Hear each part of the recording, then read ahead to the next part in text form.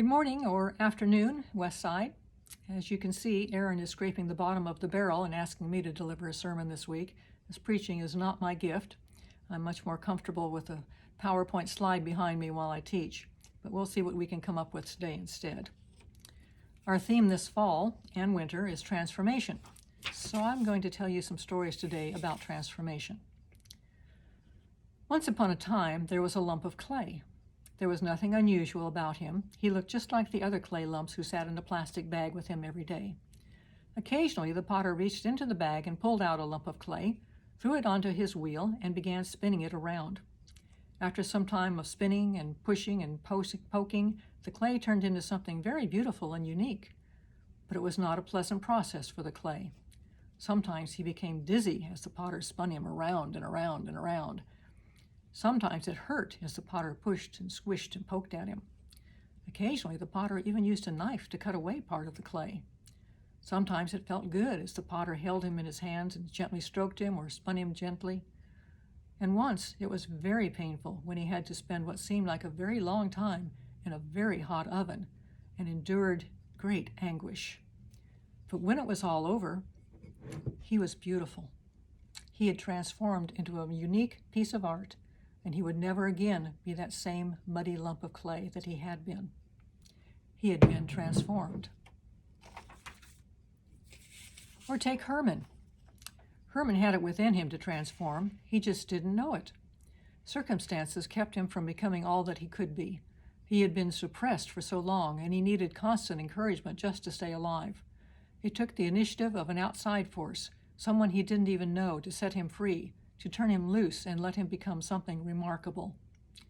Lest I mislead you for too long, I should inform you that Herman is the name of a sourdough starter used to make various kinds of yeast breads and pastries.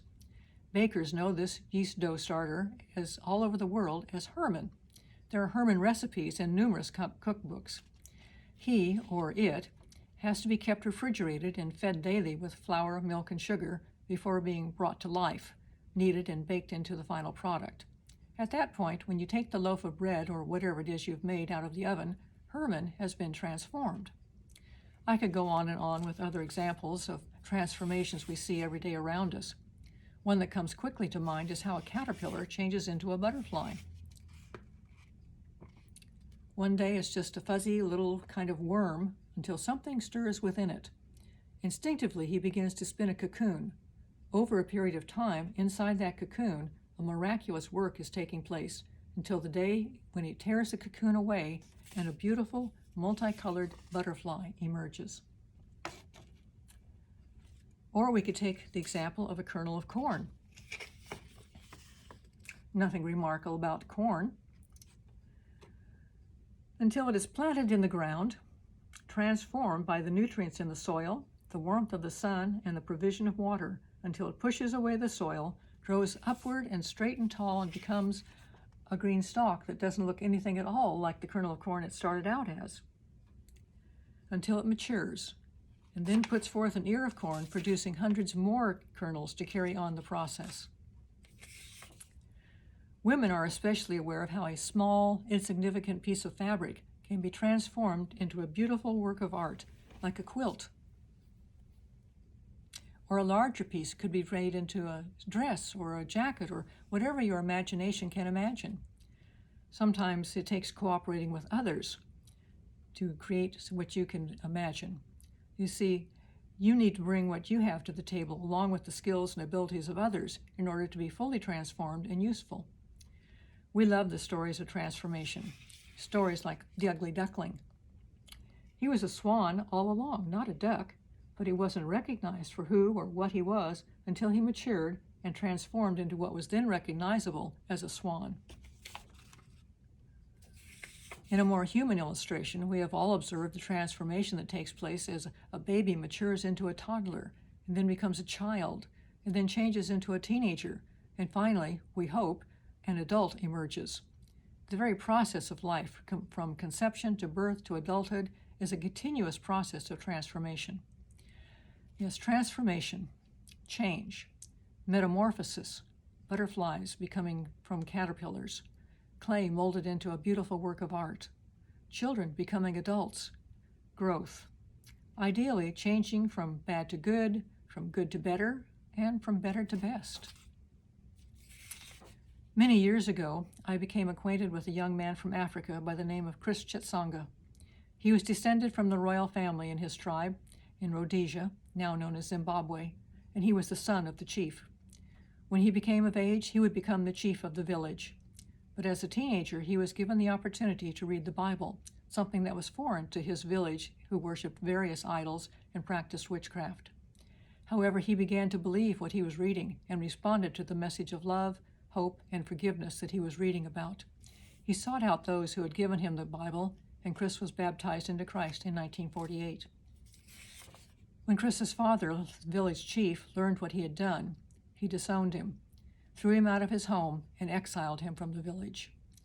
With the help of the Christians who had taught him about Jesus, Chris was able to come to the United States to study. That's when I met Chris, as he and I and a mutual friend toured the city of San Francisco during Thanksgiving break one year.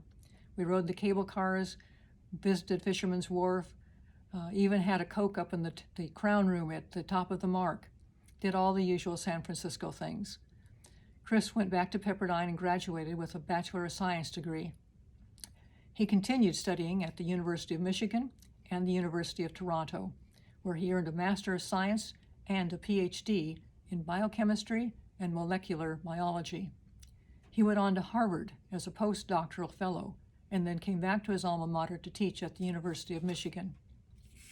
Eventually, he returned to Zimbabwe as the senior lecturer in biochemistry at the University of Zimbabwe, and in 1990, the president of Zimbabwe honored him for his distinguished contribution to science and technology. Scientists the world over know Chris Chitsanga for his discovery of 2 enzymes involved in DNA repair.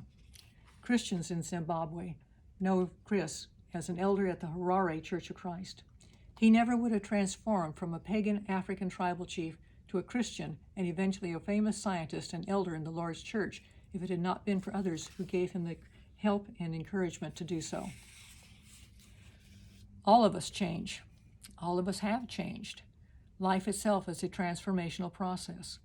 Sometimes we work to bring about the change in ourselves, like the butterfly, and sometimes we change because others have given us the opportunity and encouragement to change.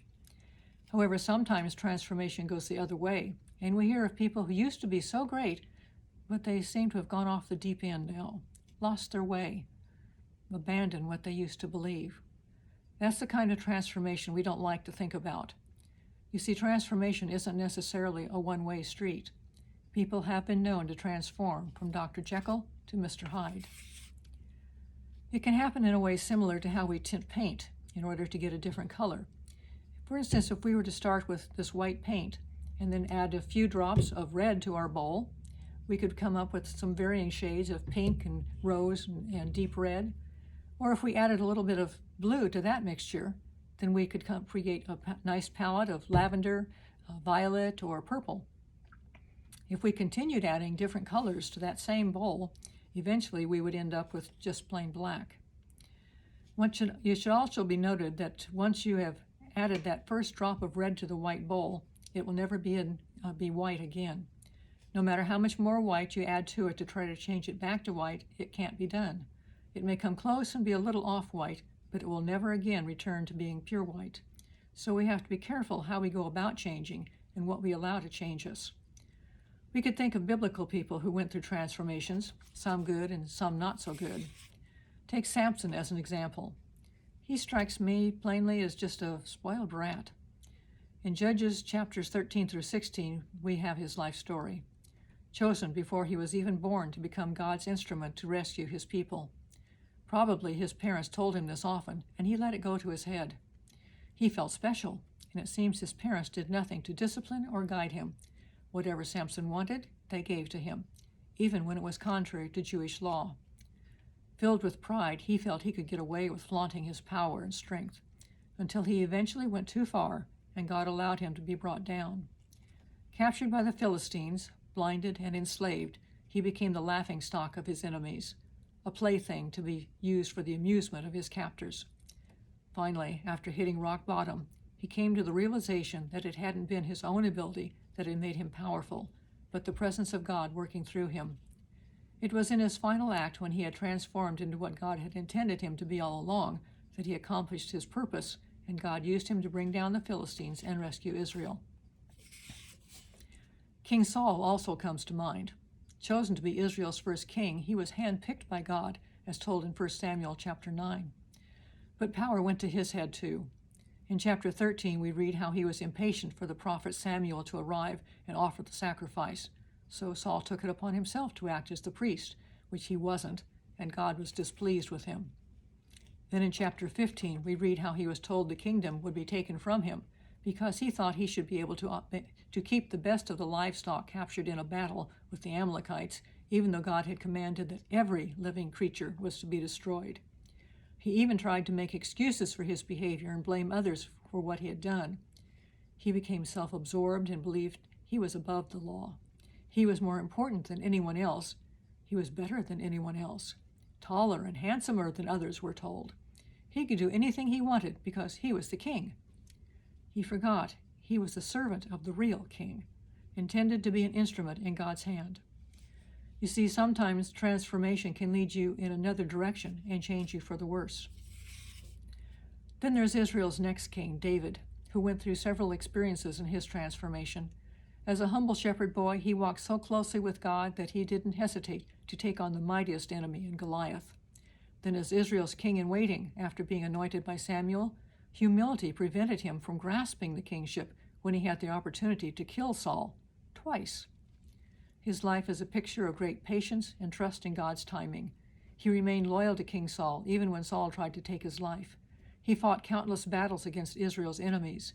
He established Jerusalem as Israel's capital in order to unite the country and planned for the temple to be built to honor God. He forgave those who treated him badly. He did all these wonderful things and wrote such beautiful hymns. But after being king for some years, it seemed he temporarily lost his way. Humility took a back seat to desire. He was the king. He could have anything or anyone he wanted, including the wife of another man. If he wanted something, why shouldn't he have it? Did he feel entitled? Did his conscience bother him at all, I wonder? Fortunately, when confronted by his immorality involving Bathsheba, he made another transformation and repented of his wayward actions. Real transformation overcomes a momentary, one-time lapse in morality or poor judgment. Those we look up to sometimes do horrible things.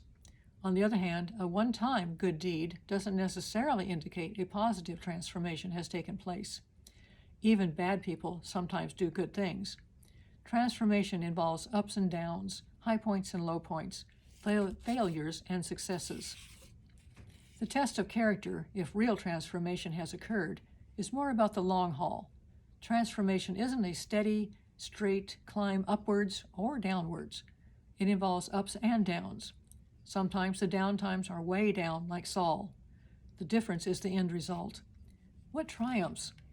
Does one poor choice overshadow a lifetime of good ones like David? Does the one good deed make up for all the poor choices like Samson? Which is the aberration? When someone makes a poor choice, is that indicative of most of one's life, or is it one of those out-of-character moments? Is our response to think, just what I would have expected? Doesn't surprise me. Could have seen that coming. What else would you expect? Or is it, wow, that doesn't seem like something they would have done. I can't believe he really did that. There must be more to the story. Surely that can't be true. I've told you the story before of John Newton, the author of the hymn Amazing Grace, who went from being the captain of a slave trading ship to becoming an Anglican preacher and fighting to eliminate slavery and the slave trade in England. Experience changed John Newton. Fear from losing his life in a storm at sea caused him to begin searching for God. It wasn't instantaneous. It took him years to leave that life of slave trading, time he spent reading the Bible, surrounding himself with good people of faith that gradually led him to abandon his work in the slave trading and begin studying for the ministry. In this new way of life, he wrote many hymns along with his neighbor William Cowper that served to save Cowper's life from bouts of depression and suicide. It was also Newton's influence and encouragement that propelled William Wilberforce to lead the campaign against slavery in the British Parliament. When one person transforms for the better, others can be transformed for the better also. So how do we overcome those down times and achieve positive transformation. We can see that sometimes transformation begins as a result of some calamity or rock bottom event like Samson and John Newton that causes one to consider the direction their life is going and decide to go a different direction. Sometimes it's a lifelong journey in the same direction with an occasional downtime like David. We like the stories of John Newton where we can easily see how a person has gone from bad to good. Lives that go from good to better or better to best aren't that often recognized as having been transformed. But transformation is a lifelong process, whether you're changing from good to better or good to bad. So how is it achieved? If you want to be transformed for the better, what can you do? For many of these people I've mentioned, it was done through reading and studying the Bible, associating with people of faith, and being open to sensing the leading of God directing you to areas of service. If you really want to experience transformation, you might try doing what they did: Bible study, good influences, and a willingness to serve. One mark of transformation is how you spend your time, talent, and treasure. What is important to you? Is it fame? Maybe fortune? Or family? What takes priority? Do you spend most of your time on what you say is most important to you? How do you spend your leisure hours? How much time do you spend in Bible study compared to the time you spend in what you say are less important activities? What do you do with your wealth? How much of your budget is devoted to spiritual things or charitable causes? What are you reading? The Bible or the most recent best-selling fiction or romance novel? What are you watching on TV and Netflix? What kind of influence are those shows having on your attitudes towards marriage and faithfulness? Are they leading you to be more like Christ or more like the world around us? Remember that whatever you let into your mind is like adding a little drop of color into your bowl of white paint. Those are the kinds of things that will determine whether you transform into an instrument for good in God's hand or remain just a muddy lump of clay. I hope that gives you something to think about and perhaps even change some of your personal behavior as you continue to be transformed into the image of Christ. Until Sunday, may you have a blessed day. May the Lord bless you and keep you. May the Lord make his face to shine upon you. May the Lord be gracious to you and give you peace.